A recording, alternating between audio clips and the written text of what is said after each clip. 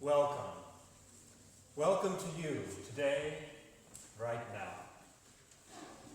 If you feel weary, rest your feet and put down your cares, if only for an hour.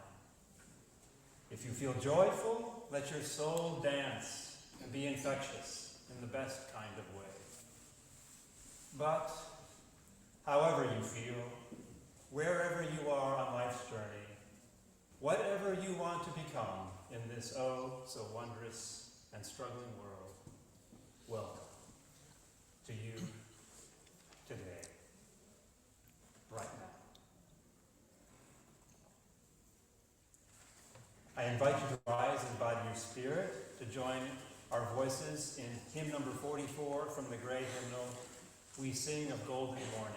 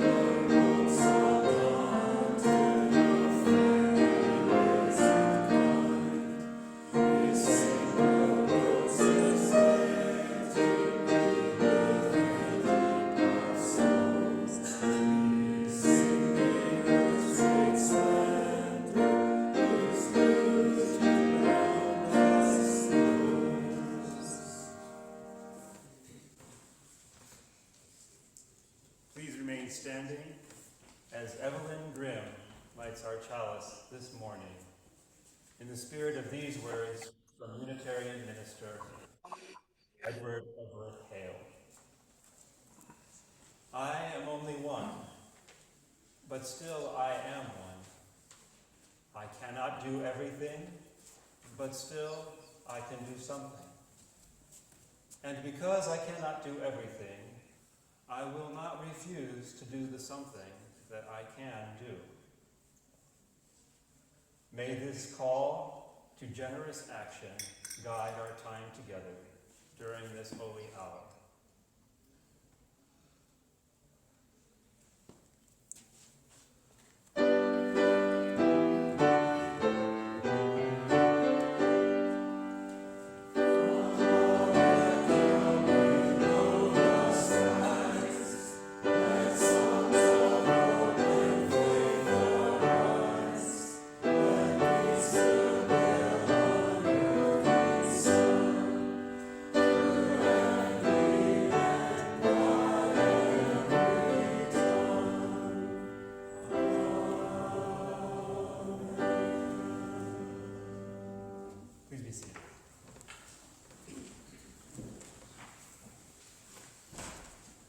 And now we have our Advent candle lighting with these words by the Reverend Megan Visser. We are entering a time of year where the earth grows colder, the animals begin to hibernate, and the days become continually colder.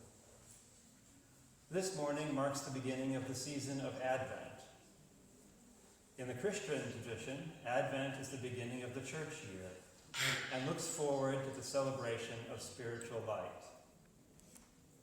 Christianity is not alone in celebrating light this time of year. Hanukkah, the winter solstice, and Kwanzaa all involve candles, fire, and lights as part of their celebrations. Each week until Christmas, we will light a new candle on the Advent wreath. The circle of greenery reminds us of the eternal cycle of all life, without beginning or end. And the candles remind us that we are each called to emit our glow amid the pain and suffering of our world. The light of Advent grows brighter and brighter, guiding us towards personal peace, shared joy, and more love. This morning, we light the first candle.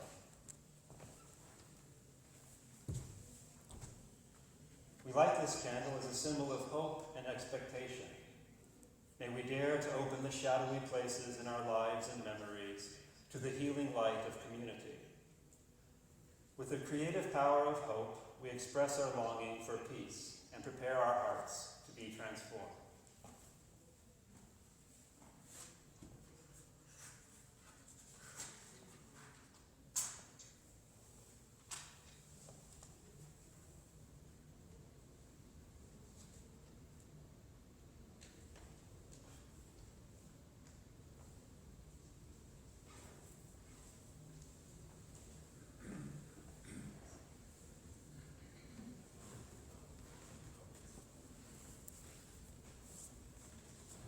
And now, for something a little bit different. This morning we have a song for all ages. But before we have this song, I'm going to tell you a little bit about how it came into being, according to the Wikipedia.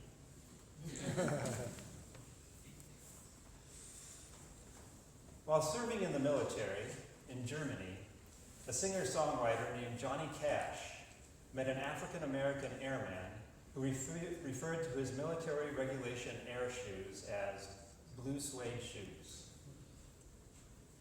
Years later, in 1955, Cash told his friend and fellow singer-songwriter, Carl Perkins, that he should write a song about the shoes. But Perkins was stumped. I don't know anything about shoes. How can I write a song about shoes? But later that year, when Perkins played a dance, he noticed a couple dancing near the stage.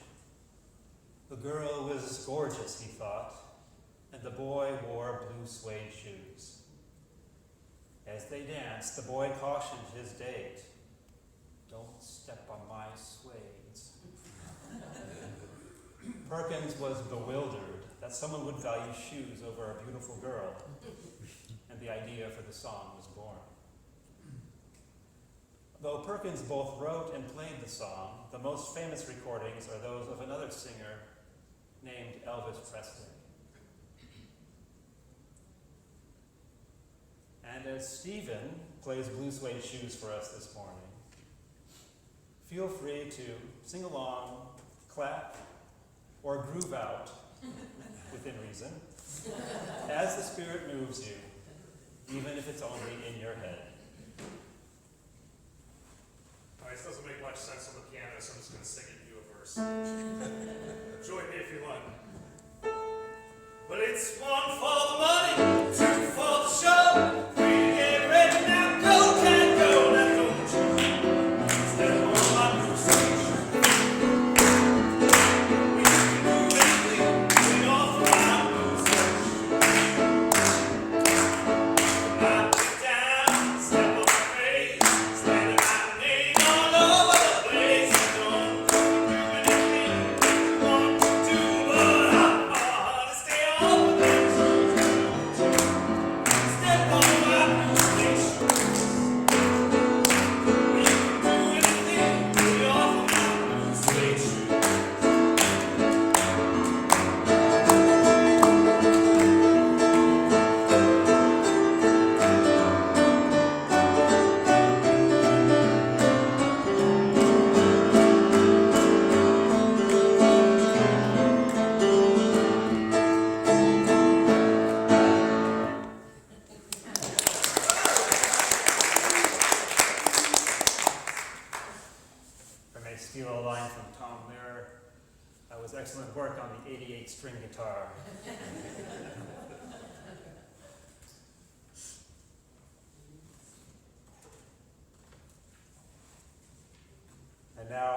Please remain seated for our prayer hymn, number 123 in the great hymnal, Spirit of Life.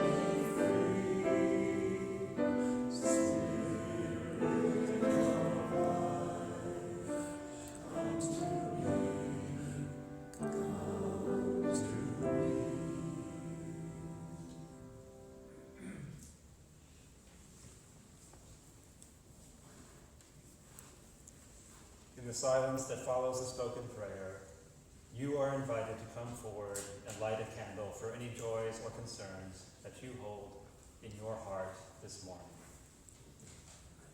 And this morning our hearts reach out in continued care for the Eldoneri family as Aaron's healing journey continues. His liver has healed and he is being treated in a behavioral health unit while next steps plans are arranged.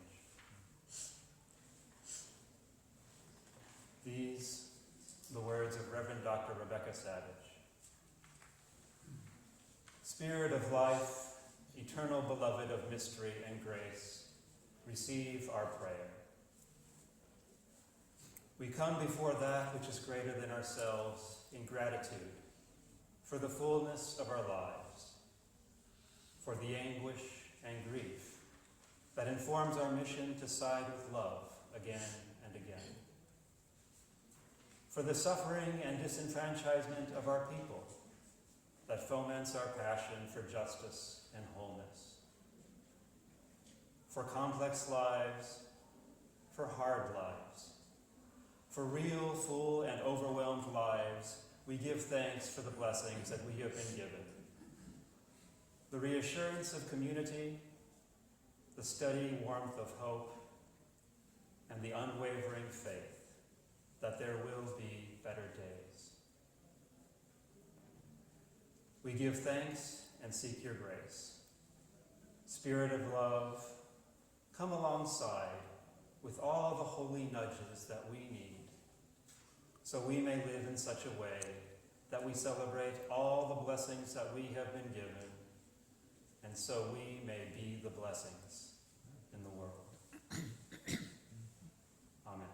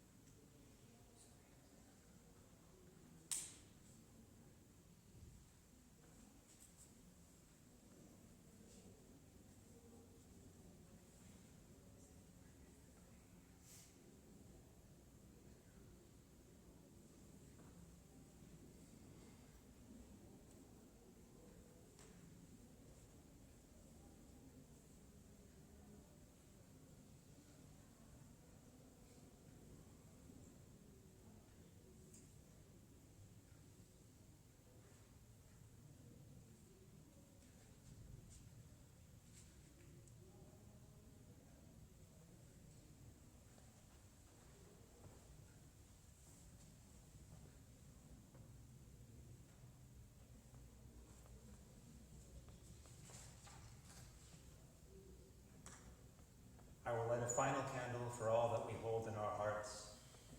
If your heart is hurting, know that your community is here to help, as is Reverend Jane.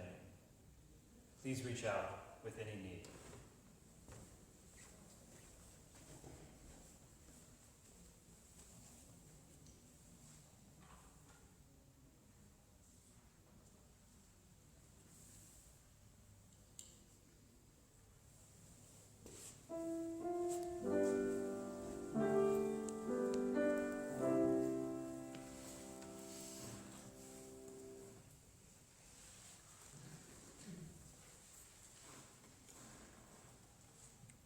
Let us receive the gifts of this life with wide-eyed gladness. And let us also share these gifts with open-hearted joy. For it is by doing these things that we remember the true meaning of generosity. For those of you watching the service online, you may contribute to our virtual offering plate using the donate button on our website, or by mailing a check to the church office. Will the ushers please come forward?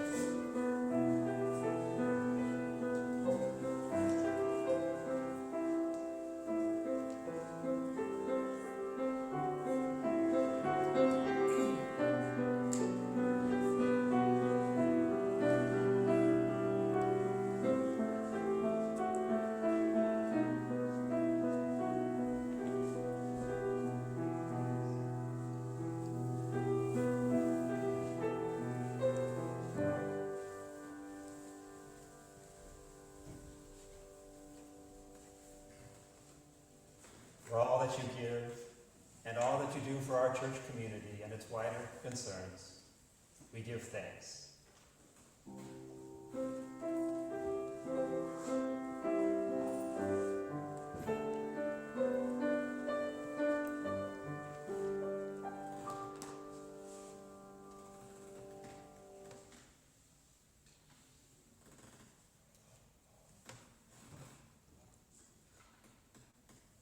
Our first reading this morning comes from the book of Luke in the Bible, chapter 10, verses 29 through 37.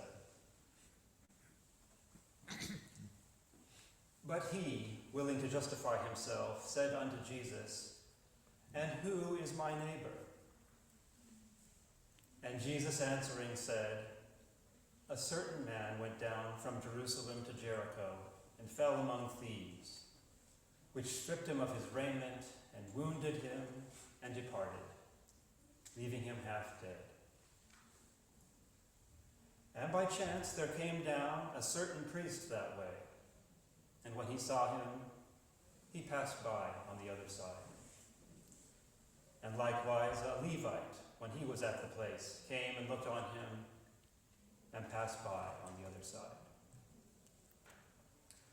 But a certain Samaritan, as he journeyed, came where he was, and when he saw him, he had compassion on him, and went to him, and bound up his wounds, pouring in oil and wine, and set him on his own beast, and brought him to an inn, and took care of him.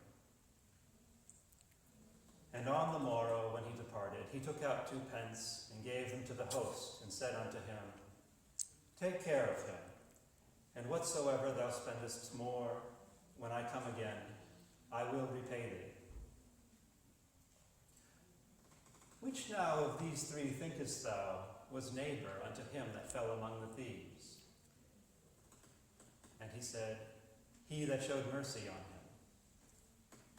him. Then Jesus said unto him, Go, and do thou likewise.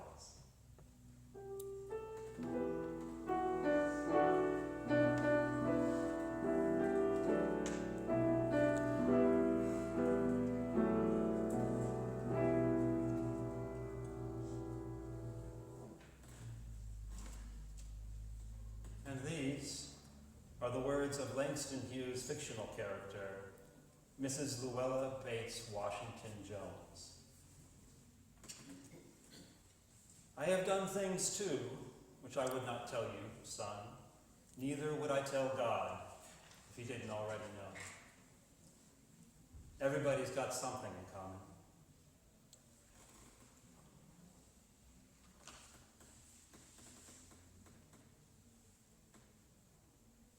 I invite you to rise, embody your spirit, to join our voices in hymn number 311 from the Gray Hymnal, Let It Be a Dance.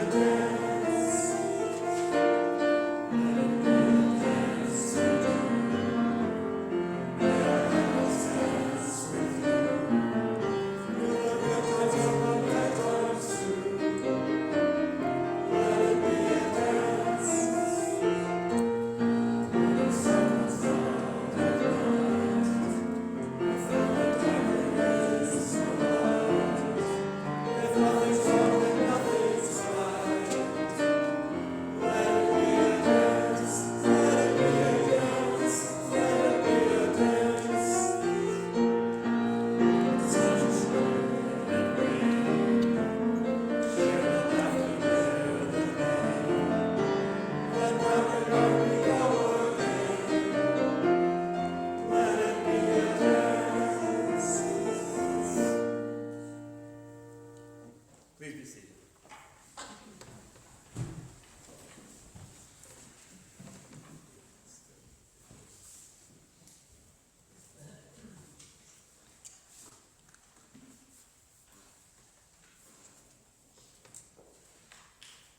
Let me begin with a little confession. It's a good device. When the worship team was planning for the various holiday services, I jumped at the chance to be in the pulpit today. Why? Because I already had a service in the can, as the film people like to say, from the Sunday after Thanksgiving in 2009.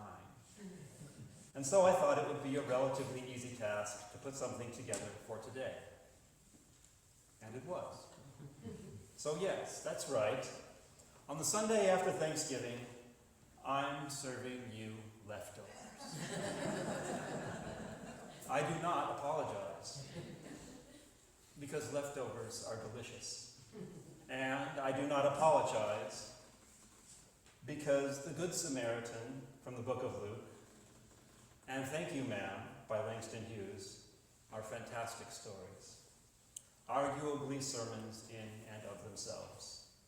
And I believe that sharing them is definitely the stuff of church. And here's how the sharing is going to play out this morning. First, I will talk about a few things that I find salient about the Good Samaritan. Bullet points, if you will. I make no claims as to their originality. Then we'll dive into Thank You, Ma'am. But not before I've given you a brief language arts assignment. And then after that story ends, I'll say Amen. We'll close out the service as usual with a hymn, benediction, and postlude. All that jazz. So, some thoughts about the Good Samaritan. First, who were the Samaritans? The Samaritans were, and still are, a non-Jewish religious sect, and as such, they were definitely other to Jesus' audience. In contrast, the priest and Levite who passed by on the other side of the road in the story were definitely of the clan and of the faith. Second, the Samaritan is on the road from Jerusalem to Jericho, a known bad neighborhood of the times. And he apparently frequents this road, as he tells the innkeeper, "When I come again, I will repay thee." So he's not looking to help anybody. He's not on a quest to help anybody. He just meets the victim where they both happen to be.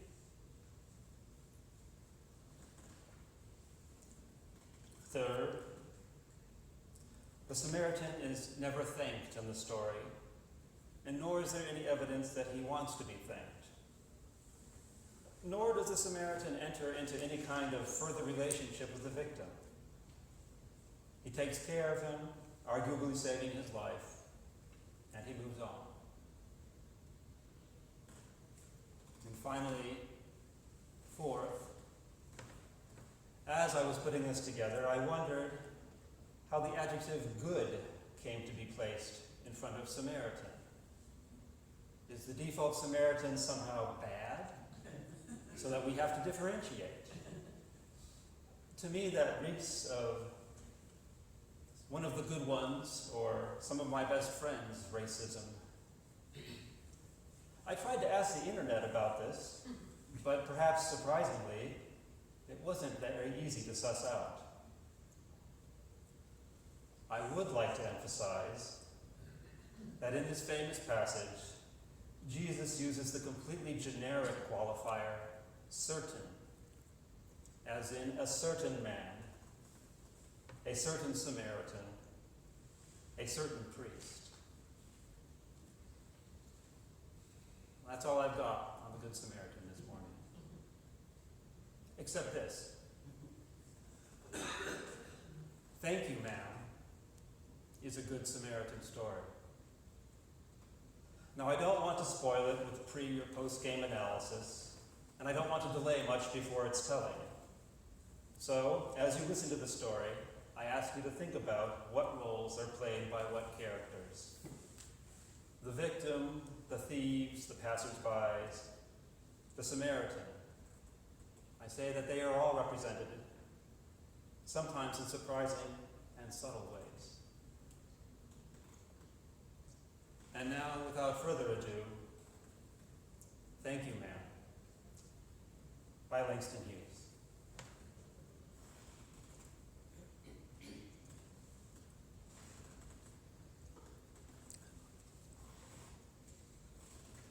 She was a large woman with a large purse that had everything in it but a hammer and nails. It had a long strap, and she carried it slung across her shoulder. It was about 11 o'clock at night, dark, and she was walking alone when a boy ran up behind her and tried to snatch her purse. The strap broke with a sudden single tug the boy gave it from behind. But the boy's weight and the weight of the purse combined caused him to lose his balance. Instead of taking off full blast as he had hoped, The boy fell on his back on the sidewalk, and his legs flew up. The large woman simply turned around and kicked him right square in his blue-jeaned sitter. Then she reached down, picked up the boy by his shirt front, and shook him until his teeth rattled. After that, the woman said, "Pick up my pocketbook, boy, and give it here." She still held him tightly, but she bent down enough to permit him to stoop and pick up her purse. Then she said, "Now, ain't you ashamed of yourself?" Firmly gripped by his shirt front, the boy said, "Yes'm." The woman said, "What did you want to do it for?" The boy said, "I didn't aim to." She said, "You a lie." By that time, 2 or 3 people passed, stopped, turned to look, and some stood watching. "If I turn you loose, will you run?" said the woman. "Yes'm," said the boy. "Then I won't turn you loose," said the woman. She did not release him. "Lady, I'm sorry," whispered the boy. Your face is dirty. I got a great mind to wash your face for you. Ain't you got nobody home to tell you to wash your face?" "No," said the boy. "Then it will get washed this evening," said the large woman, starting up the street, dragging the frightened boy behind her. He looked as if he were 14 or 15, frail and willow-wild, in tennis shoes and blue jeans. The woman said, "You ought to be my son. I will teach you right from wrong. Least I can do right now is to wash your face. Are you hungry?" "No," said the being dragged boy. "I just want you to turn me loose." "Was I bothering you when I turned that corner?" asked the woman. "No, but you put yourself in contact with me," said the woman. "If you think that contact is not going to last a while, you've got another thought coming. When I get through with you, sir, you are going to remember Mrs. Luella Bates Washington Jones." Sweat popped up on the boy's face, and he began to struggle. Mrs. Jones stopped, jerked him around in front of her, put a half Nelson about his neck, and continued to drag him up the street. When she got to her door, she dragged the boy inside, down a hall, and into a large kitchenette-furnished room at the rear of the house. She switched on the light and left the door open. The boy could hear other roomers laughing and talking in the large house. Some of their doors were open, too, so he knew he and the woman were not alone. The woman still had him by the neck in the middle of her room. She said, "What is your name?" "Roger," answered the boy. "Then, Roger, you go to that sink and wash your face," said the woman. Whereupon she turned him loose. At last. Roger looked at the door, looked at the woman, looked at the door, and went to the sink. "Let the water run until it gets warm," she said. "Here's a clean towel." "You gonna take me to jail?" asked the boy, bending over the sink. "Not with that face. I wouldn't take you nowhere," said the woman. "Here I am trying to get home to cook me a bite to eat, and you snatch my pocketbook. Maybe you ain't been to your supper either, late as it be. Have you?" "There's nobody home at my house," said the boy. "Then we'll eat," said the woman. "I believe you're hungry, or been hungry, to try to snatch my pocketbook." "I want a pair of blue suede shoes," said the boy. "Well, you didn't have to snatch my pocketbook to get some suede shoes," said Mrs. Luella Bates Washington Jones. "You could have asked me." "Ma'am?" The water dripping from his face, the boy looked at her. There was a long pause, a very long pause. After he had dried his face, and not knowing what else to do, dried it again, the boy turned around, wondering what next. The door was open. He could make a dash for it down the hall. He could run, run, run, run. The woman was sitting on the daybed.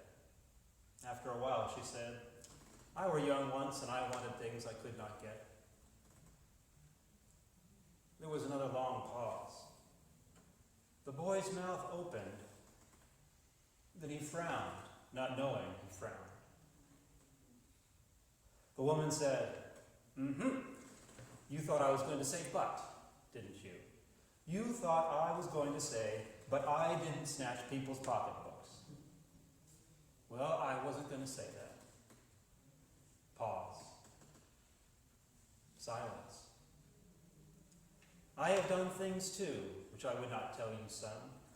Neither tell God, if you didn't already know. Everybody's got something in common.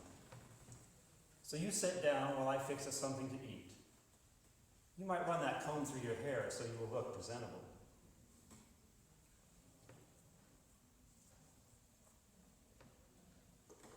In another corner of the room, behind a screen, was a gas plate and an icebox.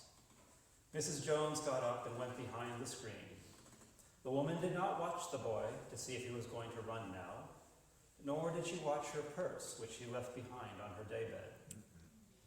But the boy took care to sit on the far side of the room, away from the purse, where he thought she could easily see him out of the corner of her eye if she wanted to. He did not trust the woman not to trust him, and he did not want to be mistrusted now. Do you need somebody to go to the store? Asked the boy.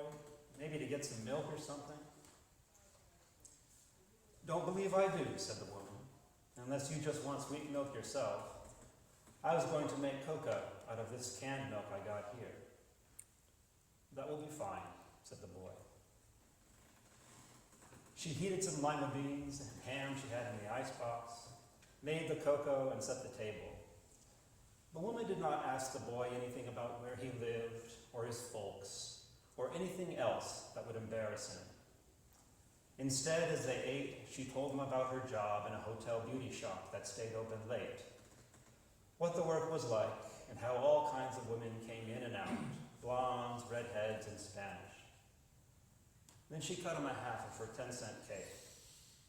Eat some more, son, she said. When they were finished eating, she got up and said, Now here, take this $10 and buy yourself some blue suede shoes. And next time, do not make the mistake of latching onto my pocketbook, nor nobody else's. Because shoes got by devilish ways will burn your feet. I gotta get my rest now, but from here on in, son, I hope you will behave yourself. She led him down the hall to the front door and opened it. Good night. Behave yourself, boy, she said, looking out into the street as he went down the steps. The boy wanted to say something other than thank you, ma'am, to Mrs. Luella Bates Washington Jones. But although his lips moved, he couldn't even say that, as he turned at the foot of the barren stoop and looked up at the large woman in the door. Then she shut the door.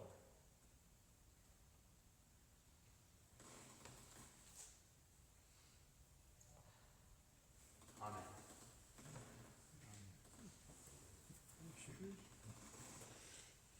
Please rise in body or spirit to join our voices in hymn number 128, For All That Is Our Life, of the Gray Hymnal.